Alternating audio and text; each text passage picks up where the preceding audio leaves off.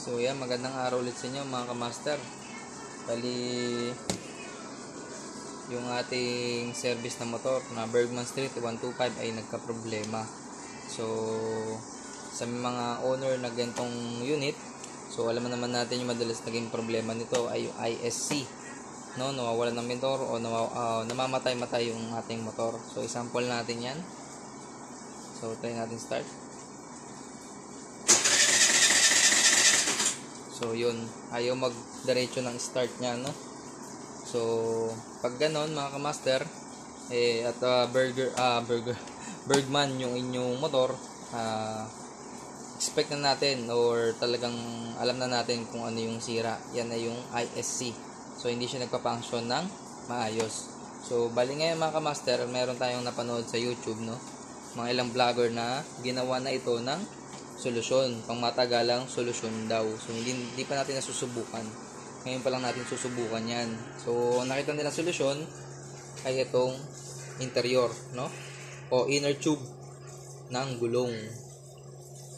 So yan yung ginagawa nilang pang-resolve sa ISC. So bali babaklasin muna natin at titingnan natin yung ating ISC, no? At baklasin muna natin itong upuan. Para baklasin yan mga kamaster, tatanggalin mo lamang itong tornilyo na yan, ito, at saka ito. Tsaka ito, tsaka ito, tsaka sa ilalim, meron po yung tornilyo pa. So tatanggalin ko lang yan mga kamaster, at babalik tayo ulit. Bali, nabaklasan natin yung upuan ng mga kamaster.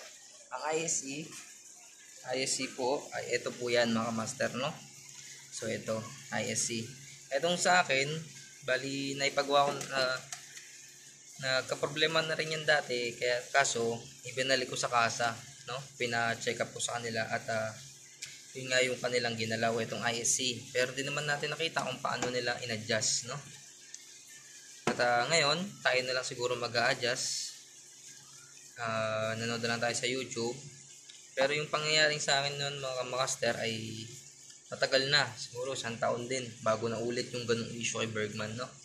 So ngayon tumingin tayo sa YouTube, ano ba yung magandang remedyo sa ganung issue ni Bergman. At yun nga yung nakita natin, yung interior. So ito, tatanggalin lang natin to, no. Nag-modify tayo ng ating sariling screw. Tanggal. So bibiglayin lang natin mga kamaster, no, para sumama kagad yung tornilyo. At mainit pa tong aking makina kasi kauwi ko lang. Bibiglayin lang natin. So yun, no? Sa mga tornilyo na may higpit mga kamaster, yun yung discard na ginagawa natin, no? Yung biglang luwag o biglang puwersa para sumama kagad yung tornilyo or kahit anong bolt, no? So yan, natanggalan natin yung kanyang lock. Silipin natin yung ISC. Higpit pala to. At ayun na, natanggal kasama yung o-ring. So yan yung itsura ng ISC. So gagawin natin, tanggalin muna natin yung o-ring. Yung o-ring tsaka spring para di malaglag kung saan saan.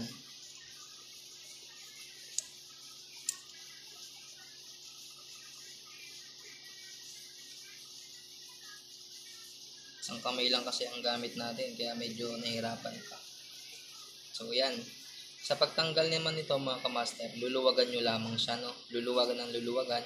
Based doon din sa napanood natin, niluwagan lang ng niluwagan hanggang sa matanggal. So ganoon din yung ating gagawin, no. Ipo-post muna natin to. At yan, natanggal na natin kaagad mga kamaster. Hindi naman siya ganun kakomplikado tanggalin. So niluwagan ko lang siya ng niluwagan at natanggal na siya ng kusa, no. So ito, ilalagay muna natin dito. So yan. So susukatan na natin siya ng interior mga kamaster. Sabi nga pala nila may mga ibang Bergman daw na pag nilagyan ng interior ay tumataas yung minor. So yung atin hindi pa natin nasusubukan kung tataas ba yung minor or hindi. At kung tumas man, tatanggalin natin at adjust na lang tayo muna, no. So sukatan lang natin to mga kamaster, interior. So, kuha lang tayo ng interior. So, yan, nakakuha tayo ng interior, no? Yung kanina doon sa, ano. Bali, binutasan ko na yan, mga kamaster. At isusukat na lang natin dyan. So, ilapag lang natin itong ating.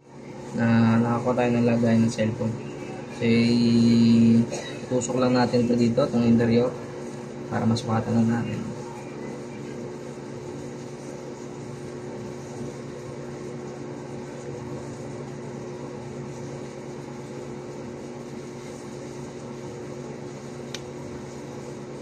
So, yun, no?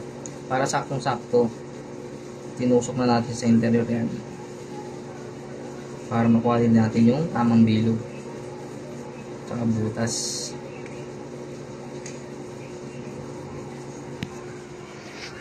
So, yan, mga master, no? Nakuha na natin yung bilog. Ano? Bali, ikakat lang natin to. Ikakat lang natin to na bilog. So, ganun lamang yung diskarte natin sa pagkuha ng bilog ng ISC. So, push muna natin. So, yan na nga mga master, no? Nakabilog na tayo. So, ganun lang. So, ngayon susubukan natin kung gagana ba itong diskarte na ito. So, ilalagay lang natin yan dyan, no? So, yan. Nailagay na natin. So, yan na siya sa loob. No? Yan siya sa loob. So, hindi pa lang kung tama ba itong ginagawa natin. Pero subukan natin, no? Subukan muna natin sa sarili nating unit. So, yan. Yan lang naman yung sinabi nung ibang vlogger. Marami rin naman ako nakikitang gumagawa nito. At effective daw siya, no? Hindi na daw maulit yung sakit ng Bergman. So, yan lamang siya, mga master, no? So, ilalagay na natin dito. Yan, ilalagay na natin yan dyan. So, yan, ilalagay na natin, no? Tapos itong o-ring naman, ilalagay din natin doon. Spacer to. At nailagay na natin yung o-ring, no? Ayun na siya, oh. So ito naman, ilalagay natin itong spring. Yung spring, napansin ko sa spring ko, parang maikli. Kesa dun sa mga spring na nakikita ko na sa ibang Bergman, yung sa mga ibang vlogger, no? Pag minubuksan nila yung IC nila, medyo mahaba yung kanilang spring. Pero yung sa akin kasi, maikli. Stock to, mga kamaster, ha. Hindi pa napapalit ng kahit ano sa aking Bergman. Yun ang hindi ko alam kung stock ba yung kanila or aftermarket na. So ilalagay lang natin ito, mga master. Tapos sabi kasi nila dapat smooth lang yung paglagay dito, hindi po puwersahin. So may napansin ako dito sa loob, no? Gagamit tayo ng special tools, no? Para mailagay natin to ng tama, na hindi natin kailangan kapakapain, no? So kukunin lang natin yung tools natin na yun. At yun nga, mga master, ito yung ating special tools na gagamitin, no? Para makita natin yung dito, paano ba dapat siya pinapasok.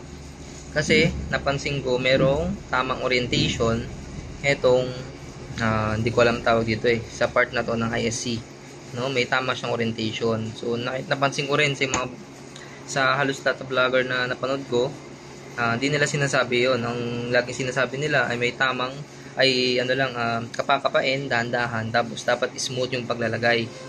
So, di nila sinasabi na may proper orientation yung sa loob. So, silipin natin, mga master, no? Gamit tong salamin. So, yan, mga master, no? Kung mapapansin nyo, ito yung pinalalagyan ng ISC. So, nakita natin siya, medyo naka-incline siya, no? So, yan. Yan yung proper orientation nung ISC sa loob. So, kaya sinasabi nila na huwag biglain o dapat smooth lang yung pagpasok. So, meron pala siyang proper orientation sa loob. So, ginamitan natin siya ng salamin para makita natin, no? Hindi tayo mahirapan sa pagbabalik ng ISC. So, ngayon, babalikan natin yung ating ISC. So, ibabalikan natin yung ating ISC.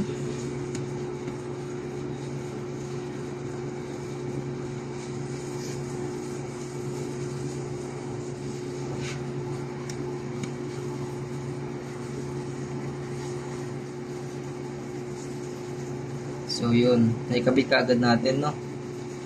Napakabilis kapag meron kang salamin, no? Ang bilis lang natin na ikabit. So ikabit na natin tong lock nya. Tapos testing na natin mga kamaster. So yan mga kamaster, no, tapos na nating ikabit yung ISC at nalagyan na rin natin siya ng interior. Ngayon, susubukan naman natin yung ating Bergman kung may magbabago ba sa kanya. So open natin. So tingnan natin kung tataas minor. Para yung ating minor, so sobrang para siyang evolution.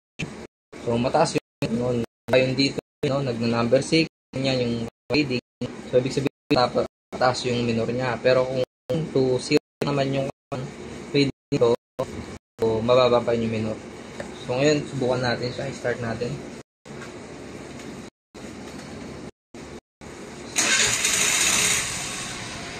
So yun, walang nagbago sa minor natin, no. Tapos nagtuloy-tuloy na rin siya ng start niya. So re-review natin.